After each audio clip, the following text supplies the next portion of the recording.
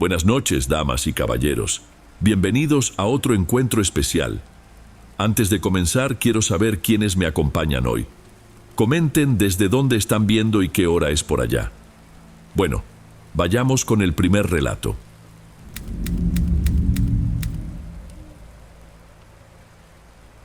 Buenas noches, Dom.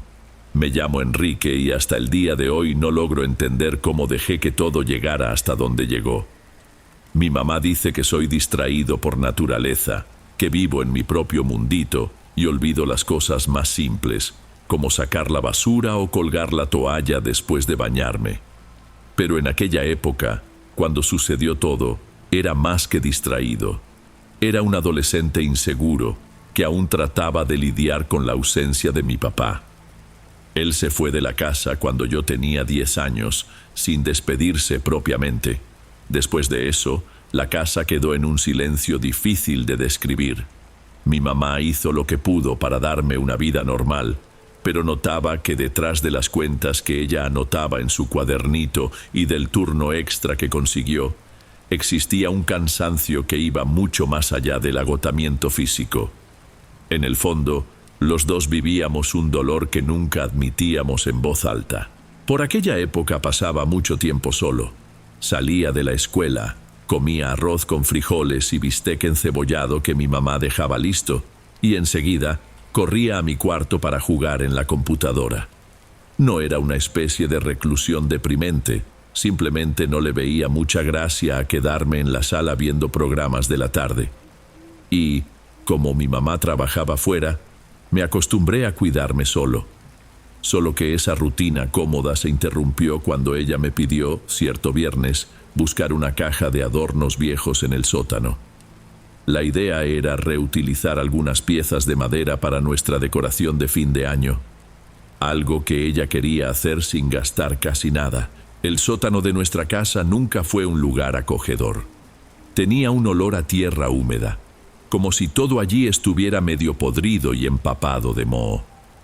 La lámpara, una de esas colgadas de un cable antiguo, a veces parpadeaba.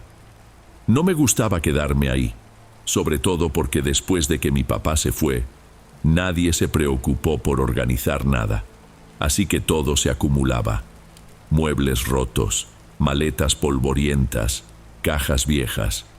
Fue hurgando en ese caos que encontré una caja de cartón grande, cubierta con un trapo. Dentro, entre varias baratijas de madera y pedazos de tela, había un bulto bastante pesado. Cuando lo abrí, vi que era una pequeña estatua de barro, del tamaño de un bote de margarina que representaba una figura medio indefinida. Podía ser una persona, pero el rostro estaba desgastado y apenas se distinguían ojos o boca. Había una grieta que iba desde la cima de la cabeza hasta cerca de los pies, pero no parecía que la estatua fuera a partirse por completo. En ese momento sentí un escalofrío. No era exactamente miedo, pero algo en el ambiente me incomodó como si me estuvieran observando. Pensé que podía ser algún mal recuerdo. Quizá este objeto perteneció a alguien de mi familia y me causaba desazón porque me recordaba la ausencia de mi papá. Sin embargo, en vez de devolver la estatua a la caja, la puse sobre una mesa vieja. Me quedé observándola unos segundos, casi esperando que se moviera. Sonaba a locura, pero juro que tuve esa impresión extraña. Al final subí del sótano sin llevarme la estatua. Cuando mi mamá llegó de trabajar, solo comenté que había encontrado unos adornos bastante mediocres y que necesitarían algún arreglo. Ella dijo que estaba bien, que lo revisaría al día siguiente. Y la vida siguió, al menos durante el resto de esa noche. Me preparé un sándwich, vi un video de humor en internet y me fui a dormir esperando que llegara pronto el sábado para descansar de la semana de exámenes en la escuela. Al día siguiente me levanté temprano y decidí anticiparme. Antes de que mi mamá me lo pidiera, volví a bajar al sótano para tomar la caja de adornos. La lámpara parpadeó como de costumbre y me quedé ahí, todavía medio dormido mirando el lugar. Fue entonces cuando noté algo. La estatua de barro ya no estaba sobre la mesa. Primero pensé que se había caído y roto. Revisé todo, iluminando con la linterna del celular. Nada. La estatua simplemente había desaparecido. Pasé varios minutos buscando y no encontré ni rastros de pedazos o de barro tirado. Era como si alguien la hubiera tomado. Subí con la caja de adornos y le comenté a mi mamá que creía haber visto una estatua, pero que ya no la encontraba. Ella se encogió de hombros y dijo que quizá había confundido las cosas. Podía ser un pedazo de madera o una maceta vieja. Claramente no se lo tomó en serio, y yo tampoco insistí. La verdad es que me sentía muy inquieto ante la posibilidad de haber imaginado algo. Pasé el resto del sábado ocupado con tareas ligeras y aproveché para jugar videojuegos. Pero, al anochecer, mientras estaba en mi cuarto, oí un ruido que venía de la puerta que baja al sótano. Sonó como el rechinar de unas bisagras, pero prolongado, como si alguien hubiera empujado la madera muy despacio. Fui al pasillo, con el corazón latiéndome a 1000, y verifiqué que la puerta siguiera cerrada. Todo estaba normal, ninguna puerta abierta, ninguna ventana sacudiéndose. Quise echarle la culpa al viento, pero no entraba ni una brisa en la casa. Decidí que no valía la pena avivar paranoias. Regresé a mi cuarto e ignoré la incomodidad. Durante la madrugada me desperté de golpe sin entender por qué. Mi cuarto estaba oscuro y la puerta estaba cerrada, tal como suelo dejarla. Fue entonces cuando percibí un olor muy fuerte, una mezcla de moho con algo dulce, casi como ese perfume barato que venden en puestos callejeros. Me levanté, encendí la luz y busqué la fuente del olor. Tal vez era alguna comida echada a perder que hubiera olvidado, pero no hallé nada. El olor lo impregnaba todo y me ardía la nariz. Sentí una especie de ahogo. Entonces, de repente, el hedor se disipó, como si una corriente de aire helado atravesara la habitación. Ya era tarde, estaba asustado y no pude dormir. Me pasé el resto de la noche mirando el celular hasta que amaneció. El domingo aproveché para preguntarle disimuladamente a mi mamá si alguna vez había visto una estatua de barro que perteneciera a mi papá. Me miró con extrañeza y respondió que mi papá sí coleccionaba algunos objetos antiguos, pero que la mayoría se la llevó él después de la separación. Añadió que, en las prisas de la mudanza, quizá quedaron piezas pequeñas abandonadas en el sótano. Insistí en que yo había visto algo con una grieta, y ella simplemente afirmó que no tenía idea de lo que hablaba, pero que podía tirar cualquier chuchería que me pareciera sospechosa. Ese tema comenzó a perseguirme mentalmente. Yo estaba seguro de que no era una invención. Sin embargo, la explicación más simple era que me había confundido. Por eso intenté no darle atención. Cuando uno es adolescente, sigue adelante con cierta rapidez, incluso si algo lo intriga. 2 días después, mi mamá me dejó encargado de llevar una caja de libros al sótano, aprovechando que yo estaba de vacaciones y ella no. No quería bajar, pero no tenía elección. Abrí la puerta que da acceso a las escaleras, la vieja lámpara parpadeó y empecé a sentir otra vez ese olor a moho. Fui avanzando con cuidado, con el corazón en la garganta. Llegué hasta abajo, puse la caja en un rincón y me di la vuelta para irme. En ese momento distinguí una silueta en la parte más oscura, cerca de la mesa donde había dejado la estatua. Era baja, no llegaba a la altura de un adulto, pero tenía una forma rara. Los hombros estaban desalineados y la parte superior se inclinaba. No vi detalles de rostro o ropa, solo fue un borrón en la penumbra. Se me heló la sangre, parpadeé y la cosa pareció moverse detrás de un montón de cajas. Sentí un escalofrío que me recorrió la espalda. Sin pensarlo, subí las escaleras de un salto y cerré la puerta. Me quedé recargado ahí un rato, preguntándome si había visto algo en serio o si mi imaginación me estaba jugando una mala pasada. Los días siguientes estuvieron marcados por la misma pregunta recurrente. ¿Qué hay en el sótano? En esa misma época, empecé a oír ruidos en plena noche, que venían de la planta baja. Parecía que algo rascaba las paredes, pasos cortos o el sonido de cajas moviéndose. Le pregunté a mi mamá, que dormía en la habitación junto a la mía, pero ella no oía nada. «¿Qué pasa, Enrique? A lo mejor es algún animalito, pero si quieres mañana reviso contigo». Y yo me quedaba callado porque ni siquiera yo podía explicarlo bien. Mi vida empezó a girar en torno a este miedo. Pasaba las tardes acurrucado en el sillón, sin valor para abrir la puerta del sótano. Una de esas tardes decidí armarme de valor y hacer una búsqueda más exhaustiva ahí abajo. Agarré una linterna más potente y bajé. Necesitaba probarme a mí mismo que no estaba loco. Escudriñé cada rincón apartando cajas y bolsas mientras la vieja lámpara parpadeaba. Fue entonces cuando vi de nuevo la estatua, solo que esta vez estaba sobre un banquito, casi en el centro del sótano. Increíblemente, la grieta se había agrandado. Se notaba a simple vista.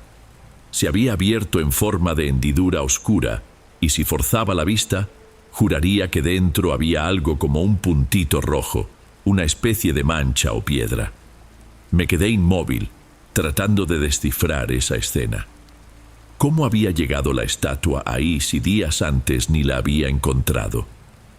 ¿Y por qué la grieta parecía más grande? Acerqué la linterna y en ese instante oí un sonido leve, como si alguien arrastrara una tela por el suelo. Me giré de golpe y apunté el haz de luz. De reojo, vi la silueta otra vez, metida entre un estante viejo y el congelador apagado. Mi reacción fue gritar: «¿Quién está ahí?». Claro que no obtuve respuesta, solo escuché algo que corría con rapidez. Estaba tan alterado que empecé a subir la escalera de espaldas sin dejar de apuntar con la linterna hacia esa esquina. Cuando llegué arriba, cerré la puerta con la pequeña tranca de metal que tenía. Mi corazón parecía que iba a salirse del pecho. Pasé varios minutos en la cocina, sentado, diciéndome a mí mismo que no había visto nada concreto. Pero en el fondo sabía que era real. Había algo ahí. Fuera lo que fuese, parecía moverse, esconder la estatua y vigilarme. Decidí hablar con mi primo Cayo, que era un poco mayor y disfrutaba de temas de terror. Le gustaba jugar RPG y leer sobre leyendas sobrenaturales. Quedamos de vernos en la panadería cerca de la escuela. Pedí un jugo frío y le conté con lujo de detalle todo lo que me venía ocurriendo. Me escuchó con los ojos bien abiertos, pero sin poner en duda mi historia. Si fuera tú, tomaría esa estatua y la tiraría de una buena vez. A veces, objetos así cargan con alguna energía extraña. No usó la palabra maldito ni nada así, pero era lo que insinuaba. Admito que la sugerencia me atrajo. Tal vez era la forma de terminar con aquello. Esa noche esperé a que mi mamá se durmiera y bajé al sótano. Llevaba una bolsa de plástico grande y un martillo. Quería romper la estatua ahí mismo, meter los pedazos en la bolsa y tirarlos en el contenedor de la calle. Sin embargo, cuando llegué al final de las escaleras, la lámpara, que ya pendía floja del casquillo, no encendió. La oscuridad lo cubría todo, y la luz de mi celular era lo único que tenía para ver. El olor a moho era aún más intenso, y el aire tan espeso que casi me hizo toser. Fui tanteando hasta donde debía estar el banquito, pero estaba vacío. ¡Rayos! Sentí una corriente de aire débil, como si alguien hubiera pasado corriendo junto a mí. Lo que siguió fue un sonido de respiración contenida que me heló la sangre. Era imposible determinar de dónde venía, pero sonaba muy cerca. Aterrorizado, apunté el celular en la dirección que me pareció oír algo moverse y encendí la linterna. Por un segundo, juro que vi una figura deforme, más pequeña que un adulto, pero no exactamente infantil. Parecía un cuerpo de barro encorvado de manera antinatural. El rostro no tenía ojos, solo una hendidura que podría ser una boca. Se me llenaron los ojos de lágrimas de puro miedo, y la criatura se desvaneció de nuevo en la penumbra. Solté el martillo y corrí escaleras arriba. Sentí pasos detrás de mí por un instante, aunque no pude ver nada. Cerré la puerta y retrocedí 2 pasos, temblando y sudando frío. Esa noche no logré dormir. Me pasé las horas en el pasillo intentando comprender lo que sucedía. Al clarear, fui a la cocina y tomé café con mi mamá. Ella notó mi palidez y preguntó si estaba enfermo. Dije que solo estaba cansado. La verdad es que necesitaba un plan. Ya no podía fingir que era imaginación o una gran rata. Sentía una presencia real, algo capaz de esconder la estatua y moverse por voluntad propia. Una semana después, le conté a un compañero de escuela que mencionó conocer a una señora que entendía de asuntos místicos. Comentó que ella hacía limpias y rezos. A esas alturas, estaba dispuesto a lo que fuera. Con la excusa de que iba a estudiar a casa de este amigo, tomé mi bicicleta y fui a la casa de la señora. Vivía en una construcción antigua, con un portón de metal oxidado. Con algo de pena, toqué a la puerta y esperé. Cuando abrió, no me miró con sorpresa, sino con algo parecido a la curiosidad. Me invitó a pasar y me ofreció té. Entonces le expliqué todo, incluyendo lo de la estatua y la silueta en el sótano. Permaneció en silencio hasta que dijo: algunas cosas antiguas guardan historias. A veces, cuando uno revuelve recuerdos que no han sanado, toman forma. No estaba seguro de si hablaba de entidades literales o solo de heridas emocionales que nos vuelven vulnerables. Me recomendó un pequeño ritual de protección, usando sal de grano y un incienso de hierbas. Dijo que debía entrar al sótano y en voz alta decir que esa presencia no era bienvenida, para después destruir el objeto. A la mañana siguiente mi mamá salió a trabajar. Yo reuní lo que la señora me había dado: un puñado de sal de grano en una bolsita, un incienso largo y un encendedor. Reuní coraje y me planté frente a la puerta del sótano. El corazón me latía acelerado, las manos sudaban.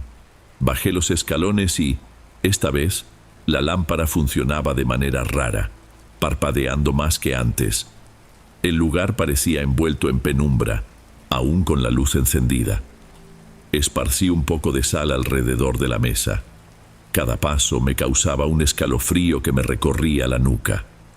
Encendí el incienso y dejé que el humo inundara el ambiente. El olor no era el mejor, pero algo en mi interior ganó determinación. Moví el incienso por el aire y repetí lo que la señora me había indicado. No te quiero en este lugar, vete de aquí y llévate todo lo tuyo. No autorizo más tu presencia. El corazón me palpitaba a 1000 porque me parecía absurdo hablar con el vacío. Aún así, continué. Fue entonces cuando oí pasos en el rincón más oscuro. La lámpara titiló 2 veces y de pronto se apagó. En la oscuridad me pareció ver aquella figura de nuevo, retorciéndose como si intentara salir de la sombra. Un sonido gutural escapó, algo entre un quejido y un gorgoteo. El hedor era asfixiante, mezclando moho con podredumbre. Por instinto de supervivencia, encendí la linterna del celular y apunté. Ahí estaba la criatura, encorvada contra la pared, con la superficie del cuerpo llena de grietas, como si realmente fuera de barro viejo. En la rajadura principal, al centro de su pecho, brillaba un punto rojizo, casi como una brasa. «¡No te quiero aquí!», grité intentando sonar firme. La criatura hizo un movimiento brusco, avanzando unos centímetros. Todo mi cuerpo reaccionó haciéndome retroceder. Sentí las rodillas temblar. Necesité de todo mi coraje para no salir corriendo. Me fui deslizando hacia donde estaba el banquito, esperando encontrar la estatua. Y ahí seguía, con la hendidura todavía más abierta. En un impulso, la agarré y la sostuve con fuerza. La criatura lanzó un chillido agudo y se retorció como si sintiera dolor. Entendí en ese instante que de algún modo estaba vinculada a esa pieza. Lo único que se me ocurrió fue destruir ese maldito objeto. Miré alrededor buscando mi martillo, pero solo hallé una barra de metal oxidada junto a unas cajas. Sujeté la estatua con la mano izquierda y con la derecha golpeé el barro con la barra. Al primer golpe se desprendió un pedazo. El olor putrefacto se intensificó, casi insoportable. Volví a golpear con más fuerza y escuché el sonido del barro partiéndose. La criatura lanzó un aullido de dolor que resonó en todo el sótano. Se tambaleó, como perdiendo consistencia. Insistí, propinando un tercer golpe. La estatua se rompió en dos, revelando una piedrita roja en su interior, algo brillante. Rápidamente eché toda la sal que tenía sobre los pedazos y con la barra aplasté la piedra. Se oyó un chasquido y al otro lado la criatura se convulsionó y cayó de rodillas, deshaciéndose en un polvo que se dispersó por el aire. La lámpara parpadeó unas cuantas veces y de pronto se estabilizó, iluminando el ambiente de manera continua. Yo estaba sudando, temblando de pies a cabeza, tratando de controlar la respiración. El silencio pesó en mis oídos unos segundos, como si el mundo se hubiera detenido. Luego, medio aturdido, subí las escaleras, agarré una escoba y regresé a limpiar los restos de barro y polvo. Eché todo en una bolsa de basura, incluida la piedra rota. Tenía el estómago revuelto por el olor impregnado. Tras limpiar el sótano, todavía me sentía inquieto, pero algo había cambiado. Era como si la atmósfera pesada se hubiera ido junto con aquel ser. El resto del día lo pasé tirado en el sillón, durmiendo a ratos. Cuando mi mamá llegó, no le conté la verdad de lo ocurrido. Solo dije que había estado limpiando el sótano y, por eso, me sentía cansado. Ella bajó a revisar y en efecto vio que todo estaba más organizado. Hasta me felicitó por la iniciativa. No quise arruinar el momento contándole lo de la criatura de barro que casi me hizo desmayar de miedo. Esa noche me fui a la cama con una sensación extraña de victoria, aunque seguía muy afectado. Con el pasar de los días, las noches volvieron a ser silenciosas. Se acabó el olor fétido y los ruidos extraños. Una tarde, mientras doblaba algo de ropa en la sala, mi mamá me enseñó un álbum viejo de fotografías buscando alguna foto para poner en un portarretratos. Entre las páginas apareció una imagen de mi papá sosteniendo un pequeño objeto de barro y sonriendo como si fuera un trofeo. No identifiqué bien de qué se trataba en la foto, pero se parecía mucho a la estatua que destruí. Tuve ganas de preguntarle a mi mamá, pero algo dentro de mí prefirió quedarse callado. Tal vez ella sabía más de lo que decía. Quizá mi papá dejó la pieza a propósito. De cualquier forma, me pareció mejor cerrar el tema. A pesar de haber vencido el miedo, una pregunta seguía rondándome. ¿Y si parte de esa presencia había quedado suelta en algún rincón oscuro que yo no veía? Ya pasaron algunos años desde que sucedió. Se lo conté a poquísimas personas, porque incluso hoy me parece una locura hablar de ello en voz alta. Pero puedo asegurar que el pavor que sentí fue verdadero.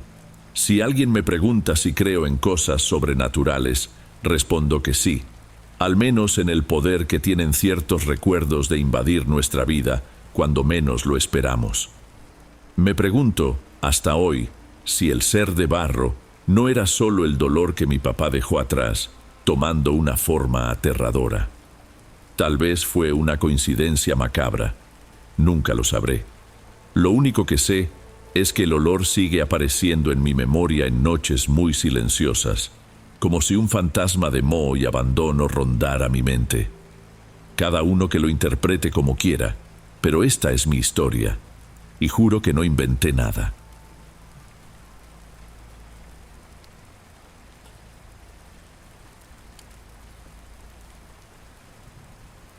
Antes de pasar al siguiente relato, asegúrate de estar suscrito al canal y de haber activado la campanita para recibir las próximas historias. Aprecio mucho tu compañía y tu apoyo hace toda la diferencia. Bueno, sigamos.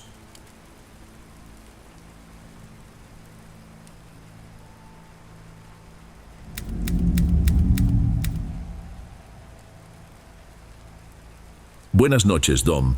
Mi nombre es Bárbara. Tengo 34 años. Estoy casada y llevo una vida sencilla en la capital. Siempre pensé que mis días más turbulentos habían quedado atrás, en esa etapa en la que una termina la universidad y no sabe muy bien hacia dónde va. Pero hace cerca de 6 meses, mi hermana mayor, Flavia, me llamó a media tarde diciendo que nuestro padre había empeorado. Él estaba viviendo solo en la casa de la familia, esa que alguna vez estuvo llena de gente y risas. Mi madre murió cuando yo aún era adolescente, así que solo contábamos con mi padre. Flavia insistió en que fuera para ayudarla a cuidarlo. Decía que si no íbamos pronto, corríamos el riesgo de verlo partir sin siquiera poder darle un abrazo final. Mis compromisos en la capital eran muchos, pero la familia es la familia. La casa de mi padre estaba en una región calurosa, cerca de donde pasé la infancia. Recordé el olor del pastel de elote que mi madre preparaba todas las tardes, la forma en que nos quedábamos en el patio para ver si llovía, algo raro en esa zona. Acepté la petición de Flavia y a la semana siguiente preparé mis cosas y viajé en camión por más de 10 horas hasta llegar al lugar donde crecí. En ese trayecto, estuve pensando en lo difícil que sería enfrentar los recuerdos que guardaba esa casa. Cuando llegué, noté que casi todo estaba diferente, incluso la calle. Las casas lucían más viejas, con muros pintados de colores opacos, y había un silencio denso. Mi hermana me recibió en la reja con una sonrisa que parecía más una petición de auxilio. Me llevó hasta la habitación de mi padre, donde él estaba recostado, respirando con dificultad, con un pañuelo doblado en la frente. La edad y la enfermedad lo consumieron demasiado rápido. Me estremecí al verlo tan frágil. Intentó hablar, pero las palabras salían débiles. Le sujeté la mano y sentí el hueso de sus dedos, tan delgados como ramitas secas. En los primeros días, seguí todo lo que Flavia me pidió. Cociné, lo bañé con cuidado, higienicé su ropa y las sábanas. Mi padre seguía lúcido, aunque no tuviera mucha fuerza para conversar. Aún así, insistió varias veces en que cenáramos juntos en la vieja mesa de la cocina, aunque fuera solo para quedarnos en silencio. Cierta tarde, él carraspeó y nos miró. «Ustedes dos tienen que hablar. Sé que están peleadas por tonterías». Me sentí incómoda. Peleadas, quizás fuera exagerado, pero Flavia y yo no éramos muy unidas. Mi hermana se resentía porque se fue de casa temprano para trabajar en una fábrica y creía que yo había tenido más oportunidades en la vida. Yo, por mi parte, siempre me sentí relegada por ser la menor. Aún así, nunca tuve una pelea abierta con Flavia. Más bien se trataba de una incomodidad latente. Si algo nos unía, era la preocupación por nuestro padre. Una tarde, mientras acomodaba el desván para guardar mis maletas, encontré una caja de cartón llena de fotos de nuestra abuela paterna. Ella vivió con nosotros hasta su muerte, cuando yo tendría unos 7 años. Nunca supe mucho de ella, solo que era conocida como curandera.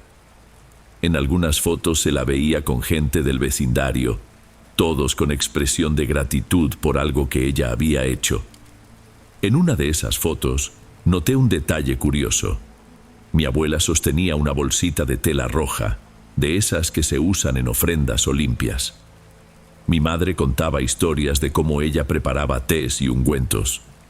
Pero mi madre falleció antes de que yo pudiera saber más. Desde niña, escuché rumores de que mi abuela hacía cosas más pesadas, pero nunca les di importancia. Dejé las fotos de nuevo en la caja, pero no dejé de pensar en la bolsita roja. Esa misma tarde, Flavia entró al desván detrás de mí, algo incómoda, diciendo que necesitaba hacer más espacio. Noté que ya había guardado algunas maletas allí, pero no sabía de quién eran. Entre esas maletas, vi una bolsa de lona que no me resultaba familiar. Le pregunté qué era, y Flavia respondió: «Cosas de la abuela. Papá me pidió que las guardara cuando enfermó». No entendí por qué solo le pidió ayuda a ella para ocuparse de las cosas de la abuela, pero preferí no cuestionar demasiado. No quería generar roces. Aún así, la forma en que mi hermana apartó la mirada me dejó con la mosca detrás de la oreja. Con el paso de los días, el calor de la casa empezó a asfixiarme. De noche, intentaba dormir con una brisa casi inexistente que entraba por la ventana y me despertaba sudando.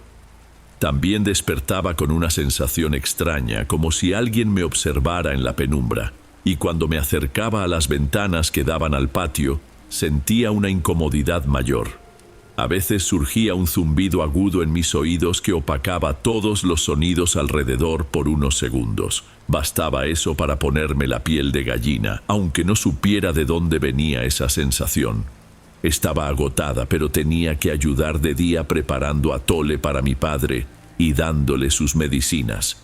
Las enfermeras que venían a inyectarlo siempre comentaban que parecía no responder bien a los tratamientos. Mi padre, en cada visita, lucía más decaído.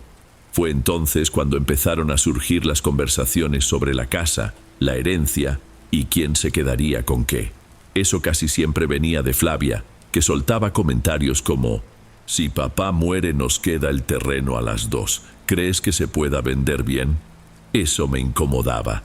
Yo respondía: no hables así, puede oírnos, pero mi padre estaba demasiado débil. Para colmo noté que algo en el patio me causaba escalofríos. La casa tenía un pequeño huerto con 2 árboles de mango, un guayabo y un limonero. Siempre me gustó ese rincón verde, pero ahora el pasto parecía maltratado, las hojas secas. Comentaba con Flavia y ella se encogía de hombros, diciendo que no sentía nada raro. Una madrugada oí ruidos en la cocina. La casa era antigua, así que los crujidos eran normales, pero aún así bajé a ver. Encontré las luces apagadas, pero la ventana que daba al patio estaba abierta.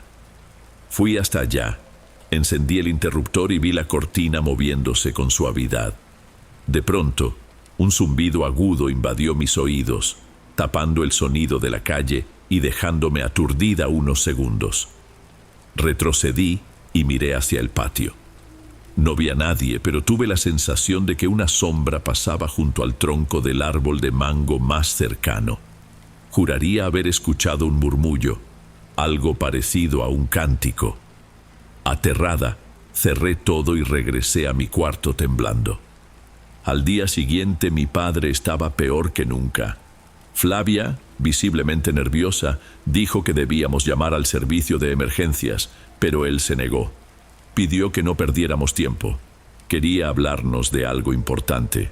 Aunque muy débil, tuvo un arranque de determinación que lo hizo intentar incorporarse, como si fuera su última reserva de energía.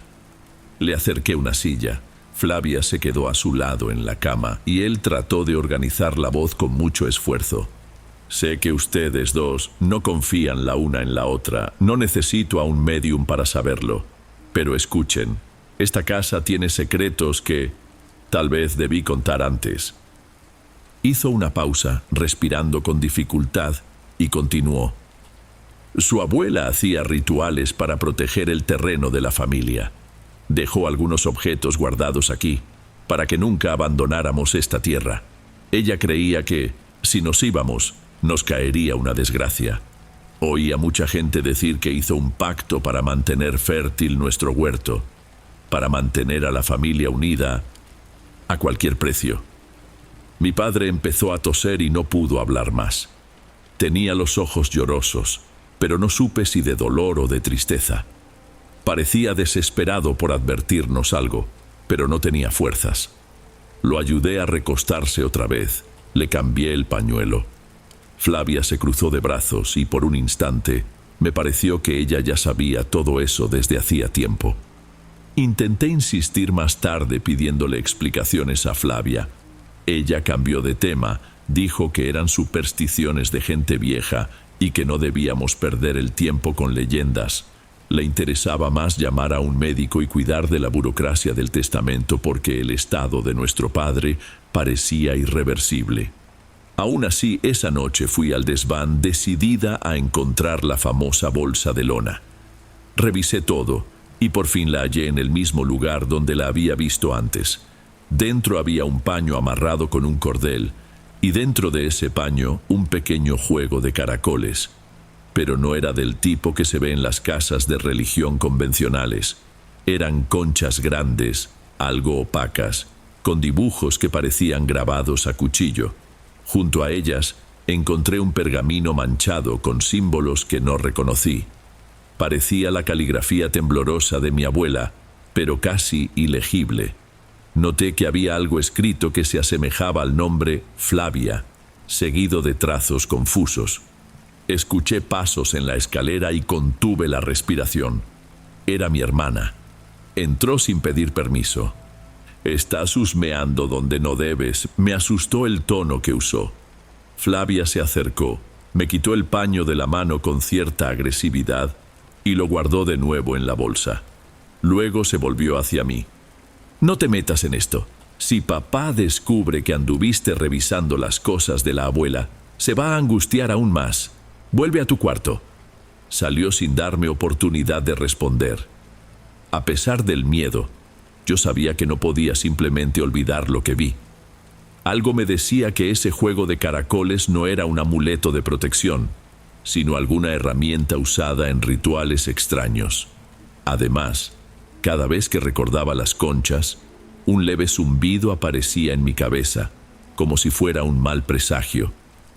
Al día siguiente, a primera hora, oí a mi padre refunfuñar. Corrí hasta su cuarto y lo encontré sentado en la orilla de la cama, respirando con dificultad, como si reuniera fuerzas que no tenía. Más tarde entendí que ese era su último esfuerzo, impulsado por el pánico al ritual. Pidió ver a Flavia. Ella estaba en la cocina, masticando un pedazo de pan duro mientras calentaba agua para el café. Cuando llegó, él habló muy bajo. «¿De verdad quieres hacer eso?». Ella trató de calmarlo diciendo que era por el bien de la familia. Él me miró, con los ojos llenos de lágrimas. «Bárbara, mantente alejada de eso, te lo suplico». No entendía nada y pedí que me explicaran. Flavia suspiró con impaciencia. Papá y la abuela creían que si no cumplíamos las costumbres, la familia quedaría maldita. Yo le dije a él que me encargaría de todo. «No te preocupes. Tú estarás al margen de esta historia. Solo no me estorbes». Me quedé helada. Hablaba con un tono duro, pero también parecía ansiosa, como si realmente creyera en algo muy poderoso. Cuando me di cuenta, me había quedado sola en el cuarto con mi padre. Él me miró de una forma que me partió el corazón, como alguien que hizo algo terrible en el pasado y sabe que no hay vuelta atrás. La tensión se adueñó de los días siguientes. De vez en cuando, veía a mi hermana parada junto a la puerta que daba acceso al piso superior, como esperando el momento adecuado para entrar en uno de los cuartos que había allá. Una noche me desperté con sed y fui a la cocina. Al pasar por el pasillo, oí la voz de Flavia. No estaba sola. Abrí la puerta con cuidado y la vi subiendo al cuarto de costura de nuestra madre, cerrado desde que ella murió, llevando el juego de conchas. Me acerqué un poco, pero no tuve valor de entrar. Antes de que pudiera acercarme más, un zumbido agudo sacudió mi audición. Me tapé los oídos con las manos, aterrada. Cuando recuperé los sentidos, la puerta ya estaba cerrada. No oí más ruidos. Al día siguiente revisé la casa buscando señales de intrusos o huellas, pero no encontré nada, ni siquiera las conchas fuera de lugar. Mi padre tuvo una crisis. La enfermera que vino a aplicarle la medicación se alarmó, porque la fiebre no le bajaba de ninguna forma. Deliraba, hablaba de la abuela y pedía perdón a alguien. Fue entonces que Flavia soltó la bomba. «Bárbara, tenemos que hacer el sacrificio esta noche». No supe si reír o llorar. De hecho, solo pude gritarle: «¿De qué sacrificio hablas? ¿Qué estás haciendo?».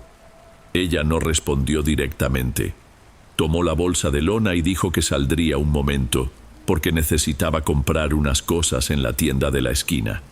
Se fue dejándome sola con nuestro padre. Me senté a su lado, le cambié el pañuelo y le di un poco de té, pero apenas podía tragar. En un momento, me sujetó del brazo con una fuerza sorprendente. Ese ritual no debería continuar. Tu hermana escuchó los susurros de tu abuela, pero se perdió en eso. Hija, no permitas que se complete. Lo miré a los ojos llenos de angustia, lo abracé y prometí que no dejaría que nada sucediera. Luego pensé qué podría hacer. ¿Huir? ¿Llevarme a mi padre de ahí? Ni siquiera tenía auto y él estaba muy débil. Pensé en llamar a emergencias, pero me suplicó que no lo sacara de la casa. Parecía tener miedo de morir lejos de ese terreno. Cuando por fin regresó Flavia, ya pasaban de las 9 de la noche. Noté que subió directamente las escaleras. Decidí armarme de valor y seguí sus pasos en silencio hasta el cuarto de costura de nuestra madre que llevaba años cerrado. Solo que esta vez la puerta estaba entreabierta. La empujé con cuidado y vi que mi hermana había apartado algunos muebles y abierto las ventanas, dejando que la tenue luz de la luna entrara. Colocó un paño extendido en el suelo y sobre él acomodó las conchas en círculo. Sostenía un frasco de barro que parecía contener un líquido oscuro. Flavia empezó a cantar en voz baja en un idioma que no conocía. Con cada palabra sentía un zumbido creciente en mis oídos, como si me empujara a salir de ahí. Tomé coraje. Flavia, para con eso, por el amor de Dios. Ella levantó la cara despacio. Sus ojos estaban extrañamente húmedos, pero no parecían tristes. Era como si estuviera en trance. Se puso de pie. Si no me estorbas, todo saldrá bien. Papá descansará en paz. Nosotras quedaremos con la tierra viva. Pero si insistes, solo Dios sabe qué puede pasar. Sentí una rabia inmensa. Grité: esto es una locura. Estás trayendo algo malo a esta casa.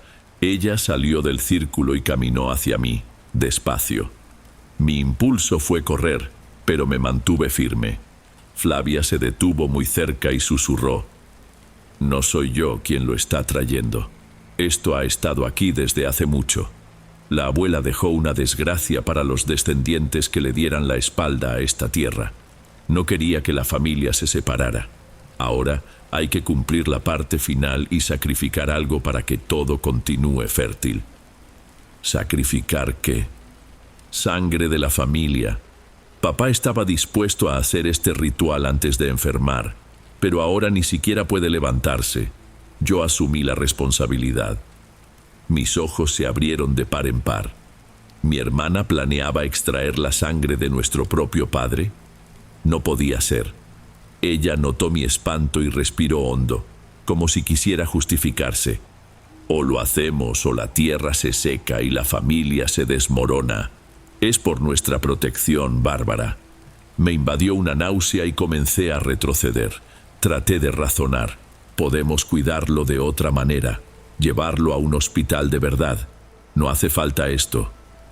La expresión de mi hermana cambió. Me agarró de los brazos con fuerza. Papá ya no tiene tiempo, no sirve un hospital. Si hacemos el ritual, tendrá una partida tranquila y nosotras seguiremos protegidas. Eso fue lo que predijo la abuela. En ese instante, nuestro padre apareció en el pasillo, apoyándose en la pared, y nos vio forcejeando.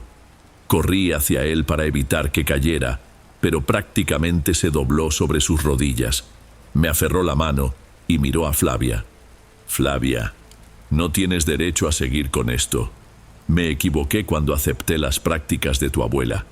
Permití que te involucrara, pero ahora me arrepiento. Ella bajó la mirada, furiosa.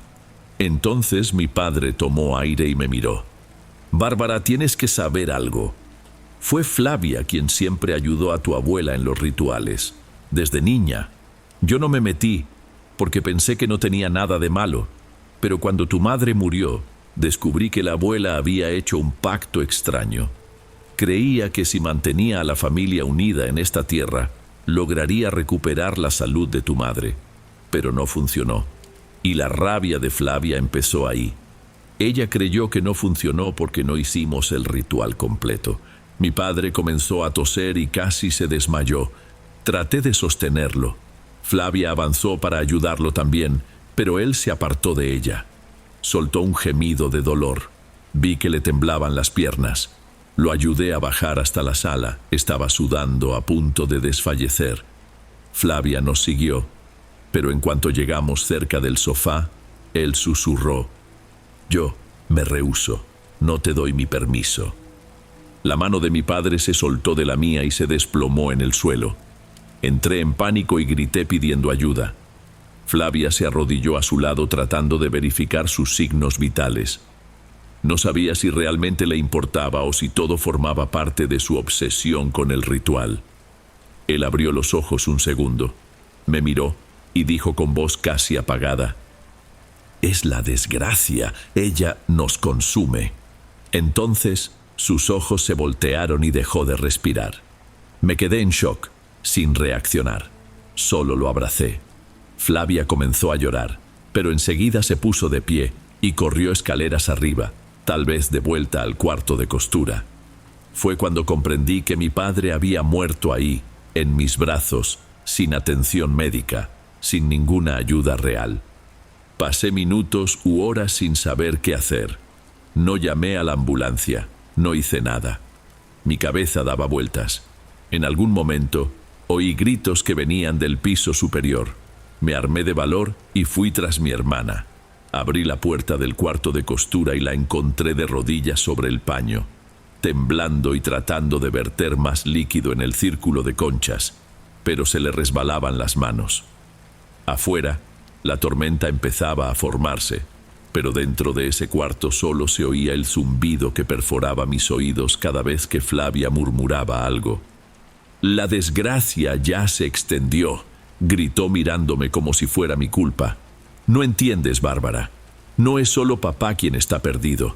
Somos la siguiente generación. Si no ofrezco un sacrificio ahora, esta casa se volverá contra nosotras. Necesito terminar lo que empezó la abuela». Se me llenaron los ojos de lágrimas. Pensé en mi vida lejos de ahí, en lo que dejé en la capital. ¿Por qué me quedé? ¿Por qué no me llevé a mi padre? La culpa me desgarraba. Sentí un peso en los hombros, como si alguien me presionara. Tuve la impresión de ver una sombra pasar por el resquicio de la ventana, pero no pude distinguir si era solo la tormenta o alguna presencia siniestra que nos rodeaba. Con la respiración acelerada, retrocedí de Flavia. «Tú mataste a papá», dije sin pensar. «Si hubieras llamado socorro, quizá viviría un día más, una semana, lo que fuera. Pero tu obsesión con esa desgracia solo empeoró todo». Ella respondió con una calma escalofriante: «Aún no has visto nada». Comenzó a llover con fuerza de repente y corrí a la sala temblando. Encontré el cuerpo de mi padre en el mismo lugar. Llamé a la policía, pero no respondieron de inmediato. Llamé a emergencias, dejé todo listo, avisé que necesitaba ayuda urgente porque mi padre acababa de fallecer. Me dijeron que enviarían una unidad. Sentí la garganta seca. Cuando miré hacia las escaleras, no vi rastro de Flavia, ni señal del juego de conchas o del paño, como si se hubiera desvanecido en medio de la noche. La ambulancia y la patrulla llegaron varias horas después, porque la región estaba alejada y las líneas saturadas. 2 días después, di mi declaración, pero el comisario dijo que, sin autopsia previa, se consideraría muerte natural. En cuanto a Flavia, registraron su desaparición, pero no había pistas. En ese lapso, algunas tías y primos lejanos vinieron a dar sus condolencias. Dijeron que me ayudarían con el velorio, pero todo pasó demasiado rápido. Al final nos quedamos yo, el féretro cerrado, el olor a café recalentado en la cocina y la lluvia fina golpeando el techo. Enterramos a mi padre en un cementerio cercano con pocos parientes presentes. No sabía dónde estaba Flavia y, francamente, no quería encontrarla. Durante 2 semanas viví sola en esa casa, arreglando papeles y contactando registros civiles. Cada día que pasaba, el huerto parecía más enfermo. Las hojas de los árboles se marchitaban y caían. Los frutos se pudrían antes de crecer. El suelo despedía un ligero olor a humedad, y de vez en cuando el zumbido agudo regresaba para atormentarme, haciéndome soltar todo y cubrirme los oídos. Había noches en que despertaba y veía por la rendija de la ventana de mi cuarto una figura que vagaba entre los árboles. No sabía si era mi imaginación o algo real. Una madrugada hice las maletas para irme. Ya no soportaba más quedarme ahí. Cuando por fin salí, cerré la puerta de la casa y eché un último vistazo al patio. Las ramas estaban secas, como brazos retorcidos apuntando al cielo. Parecía que toda la vida de ese lugar había sido drenada. Una brisa me rozó y por un instante un zumbido suave me estremeció. Después fui a la terminal de autobuses y retomé mi vida en la capital, esperando no volver a oír jamás sobre desgracias o rituales. Pasé 3 meses intentando vender el terreno, pero no recibí ninguna oferta. Casi todos decían que el lugar estaba maldito. No usaban exactamente esa palabra, pero aseguraban que los árboles estaban podridos y que no valía la pena construir nada ahí. Yo pensaba, ¿esto fue lo que dejó la abuela? Una herencia de dolor y miedo. Fui perdiendo las esperanzas, hasta que hace 2 semanas recibí una carta extraña, sin remitente, con pocas palabras. La tierra te llamará de nuevo. Estoy ahí, esperándote. Reconocí la letra de Flavia de inmediato. Tiré la carta a la basura. Traté de olvidarla. Pero anoche soñé que estaba en esa casa, subiendo las escaleras hacia el cuarto de costura, y veía a mi hermana de espaldas, de rodillas sobre un paño manchado. Cantaba la misma melodía que escuché aquella noche, solo que, esta vez, el cuerpo de nuestro padre emergía del piso de madera, retorcido, los ojos abiertos, como si hubiera sido arrancado de las sombras. Desperté gritando, con una presión insoportable en los oídos, y sentí aquel zumbido como si fuera a hacer eco para siempre en mi cabeza. Ahora escribo esto aún conmocionada. Tengo la impresión de que la desgracia no terminó, de que la familia jamás se libró del pacto que hizo mi abuela. Sea lo que sea que Flavia pretendía, ella creía firmemente que protegía el linaje. Tal vez todavía crea que puede, de algún modo, volver a la casa y completar el ritual. Dios quiera que no. Solo sé que no pienso poner un pie ahí de nuevo, si es que aún sigue en pie. Cuento todo esto porque siento que estoy huyendo de algo de lo que no es posible escapar. Si la desgracia está verdaderamente en la tierra, podría propagarse de una manera que no entiendo.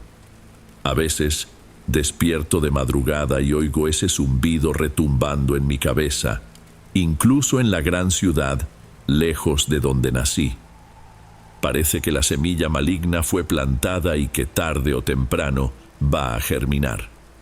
No sé si creo realmente en una maldición, pero no encuentro otra explicación para todo lo que vi. A veces me pregunto si la persona que estaba con Flavia en ese cuarto era la propia abuela o alguna forma que asumió. No lo sé. Lo que sí sé es que desde que mi padre se fue, no he encontrado la paz. Temo que de un modo u otro terminé llevándome esa desgracia conmigo. Y si Flavia decide buscarme, estoy casi segura de que esta historia va a recomenzar. Es como si todas estuviéramos atadas por un lazo podrido que se arrastra por generaciones. Y no sé si hay una manera de romperlo. Creo que la última palabra no se ha dicho. A pesar del miedo, solo me queda intentar vivir, esperando que todo esto no sea más que una aparición en mi cabeza. Pero en el fondo siento que el ciclo no se ha cerrado.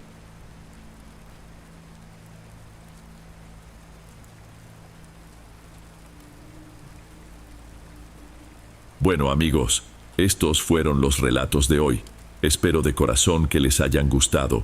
Subo nuevos videos todos los días y me dará mucho gusto verlos en los próximos. Ahora en la pantalla les dejo otros 2 buenos videos que seguro les encantarán. Un abrazo de Dom y nos vemos por allá.